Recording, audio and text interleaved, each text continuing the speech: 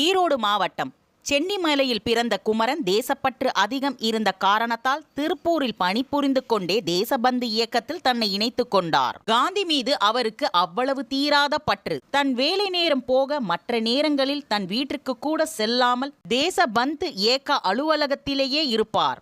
தன் தோழர்களுடன் அடுத்தது என்ன செய்வது என்பதை பற்றி ஆலோசனை செய்து கொண்டே இருப்பார். 1932 ஆண்டில் திருப்பூரில் சட்ட மறுப்பு இயக்கத்தில் கலந்து கொண்ட திருப்பூர் குமரன் போலீசாரால் தாக்கப்பட்டு தேசிய கொடியை கீழே விடாமல் உயர்த்தி பிடித்து கொண்டே தரையில் விழுந்து மருத்துவமனையில் சேர்க்கப்பட்டு பின் உயிர் நீத்தார்.